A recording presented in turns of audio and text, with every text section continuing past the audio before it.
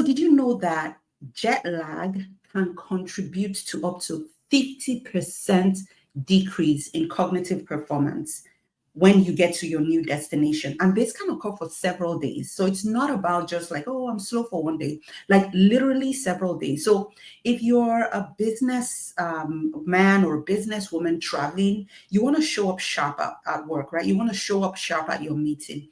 50% decrease in the quality of decisions you can make because of jet lag. If you're on vacation, you're a family traveling, we're traveling very soon across multiple time zones, which is what's prompting me to create this video.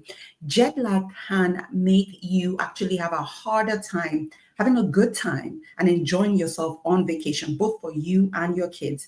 Jet lag can impact how you show up in your new destination and how you feel. And so in this video, we're going to be going deep into 3 aspects of your travel and how to combat jet lag. One of the things I'm going to say, even before we even delve into that, is jet lag prevention is much more effective than trying to fight jet lag after it has set in. Okay, jet lag prevention is much more effective.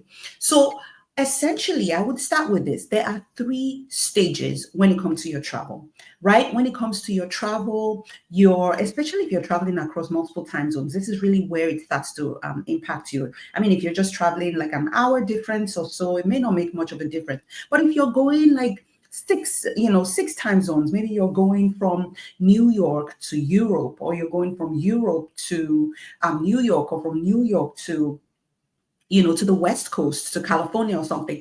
This is really when you want to pay attention and realize that the steps that you take, the strategies you put in place will make a whole big difference in how you show up and how to reduce the likelihood of jet lag impacting your performance and impacting the way you show up. All right, so let's start with the pre-travel preparation, okay? What are those pre-travel strategies? I think the first thing is first figure out like where are you going, right? How many hours difference is it? Okay, so this is the summer and we're traveling with family, so we're going to be going to Europe. So this is like 5-6 hour time difference. So I'm realizing that, and it's ahead, right? So that means by the time we get to our destination, if we're not prepared, we're going to feel very slow, very sluggish. We might have some GI effects, some nausea, fatigue. And no, nobody has time for that. We want to have a great time. So figure out where you're going. Are you going eastward? Are you going westward? And about how much time difference is there. Now, bear in mind, you might not completely be able to readjust your time fully, right? I'm not going to start going to bed at 6 p.m. or something crazy now because I'm going to Europe, right? So I'm not going to do that. But what are things that you can start to do to shift you towards that desired goal? So, right, you figure out what's going on, figure out what the time difference is. And then I would say about 4 days or so pre-travel. So you don't need to go crazy, about 3 to 4 days. Just set a reminder. You want to start adjusting your sleep schedule towards the destination time zone. So again, let me give you an example, right? Real life. So now we are going to Europe. So what does that look like? That means like 3-4 days before, we've been going to bed slightly earlier, right? Because again, they are ahead. So we have to start to make that transition. So going to bed slightly earlier means, 20, 30 minutes earlier. So a few days ago, we start this, and then, by the time you get to when you're ready to travel, you might be somewhere halfway. So maybe you typically go to bed at 10 p.m. Then you could say, okay, for one day, I'm going to go to bed 30 minutes before. Another day, we're going to go to bed at 9 p.m. So you need to, make everybody aware of that, because you're going to start to make adjustments to your daily life to be able to accommodate that. That's number one. Make sure you start adjusting your meal times. So when we talk about our circadian rhythm, that's that internal clock that really tells us or directs when we wake up or when we're asleep. It uses light as one of the strongest impulses, but meal times and things like that is also important. So you want to start adjusting your meal time. So for you to be going to bed earlier means you're eating dinner earlier, means you're eating lunch earlier, which means you're getting breakfast earlier. So you are making those adjustments literally in real time. So start to make those adjustments early. And then the third thing I would say is get enough sleep ahead of time. You do not want to go into this new time zone sleep deprived. That's really not going to work. If you go to the new time zone sleep deprived, you're really going to be starting literally from a place of exhaustion. And as such, you want to definitely avoid that. So get enough sleep, get enough sleep. Do not start sleep deprived. Okay. So that's the pre-travel preparation. Then let's talk about in-flight protocols. Okay. In-flight protocols are they're really easy to miss. There's a whole lot going on. You might have, if you're doing international travel, you might have a movie and the kids want to play on their iPad and just watch videos all day, all night. And, there's all this food and wine, free wine, right? Cheap wine, all of those things, there's lights all over the place in flight. All of those things will mess up your circadian rhythm so bad. So please don't even indulge at all. So what are you going to do? As soon as you get on flight, what I recommend is adjust your time. Adjust your time to the new time zone automatically. That does something. It creates a shift in your mind, like, oh, okay, my new time zone is, my flight is at 7 p.m. and the new time zone is already 1 a.m. So what am I supposed to be doing at 1 a.m.? I need to be asleep. So that will motivate you to start to behave like you would in that new time zone. Trust me, you need to do this. So what would that mean? That might mean maybe you've already had dinner early, or if they're feeding you a meal on the plane, you really want to eat as light as possible and you want to try to go to sleep as soon as possible. There are a few things that might help. I tend to always travel with melatonin, and this is the natural brand. I'm not affiliated with them. You find a pharmaceutical grade brand that you can use.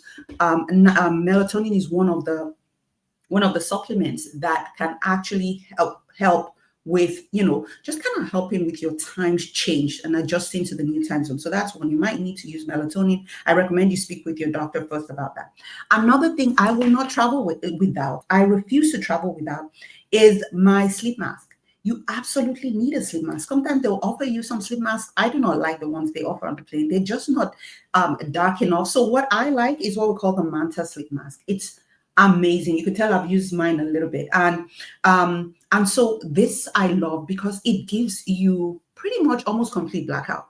And it has this design that prevents pressure directly on your eyelids. And so what that will do is it's blocking out all the overhead lights. If your neighbor is on their phone, all those things are going on. It's completely blocked out. You can sleep with it. You may want to shut the windows if you're sitting on the window, in the window seat. You also want to say, okay, if you don't want to sleep yet and you want to just wind down, you want to avoid the blue lights on your screen. So this is really about strategically using light. So avoid the blue light. So you may want to change your phone to night shift mode. So it gives more of a less intense lights that's going to disrupt you. Okay. Another thing that I recommend using in flight is really strategies to avoid the noise, right? It might be the noise from the plane. It might be the noise of somebody coughing or a child crying. And what you're trying to do is really try to rest and relax as much as possible. I'm honestly focusing a lot on eastward travel because that's harder. Because what you're doing with eastward travel is you're advancing your sleep phase. With west travel, you're delaying your sleep phase. So it's of course easier to go to bed later, to start everything later. But when you're pulling and advancing, you tend to need to be more intentional. I love a good earplug. Right? Earplugs are critical. You might get the foam ones. That is fine. Block out as much noise as possible. The Oslo AirPods are incredible. They are fantastic. And they work in this way where, you put them on, they are very seamless. I'm wearing my regular earplugs right now, but these are incredible. They're noise canceling and they can sync with your phone to play any, podcast or white noise.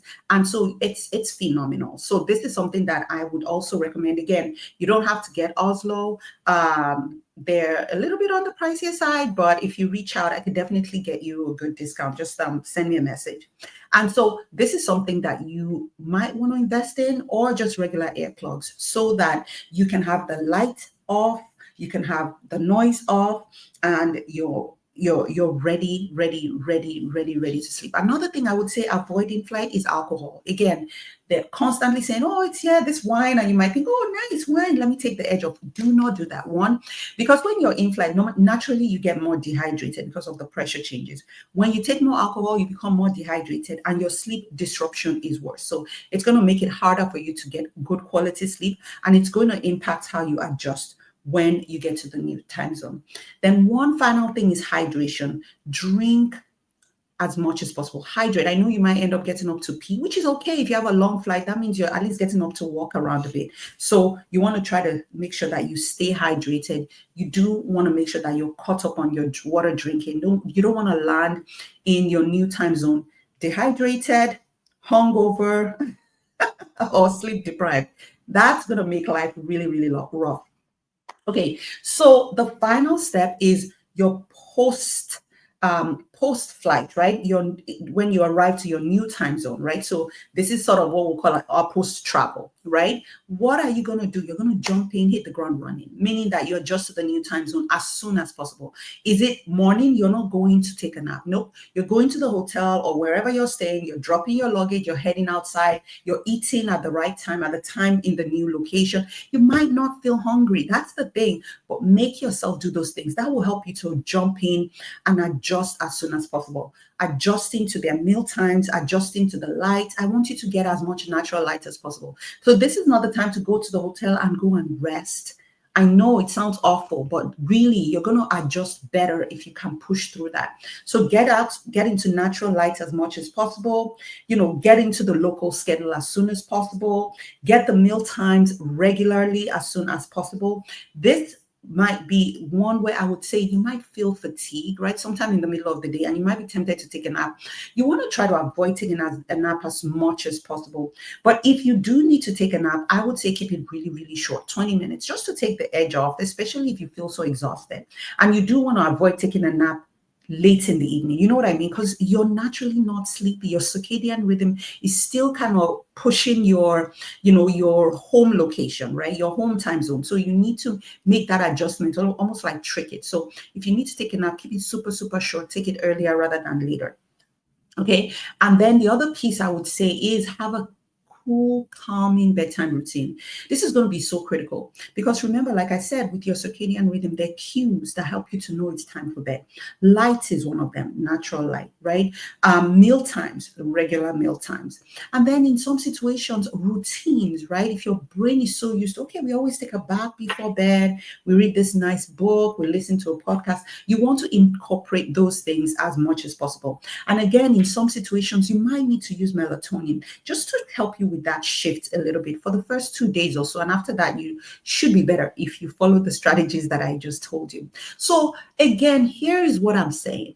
Don't wait till you get to that destination before you make this adjustment. You want to try to make adjustments earlier, to want to make sure you have strategies to prevent jet lag.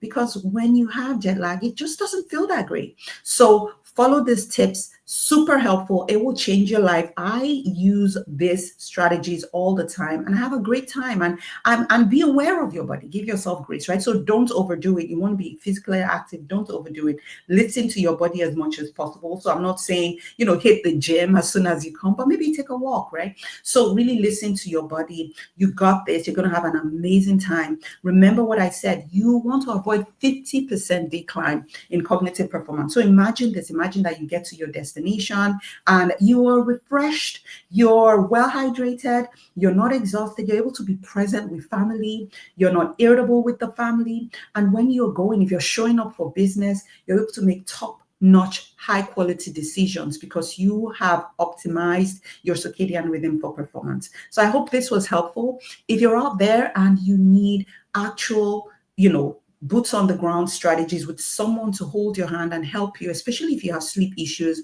and you're really trying to optimize your sleep for performance, we are here to help you at the Restful Sleep Place. You could give us a call at 215-607-8297 and then share this with someone who you think is Maybe they're a frequent traveler and they're like, I don't even know. I hate how I feel after the first 3 days of travel. Hit the like button, hit the subscribe, and then move this forward. Help me to be that sleep evangelist and get the word out so that more people will thrive and so that more people will reach their fullest potential. And until next time, I hope you rest well.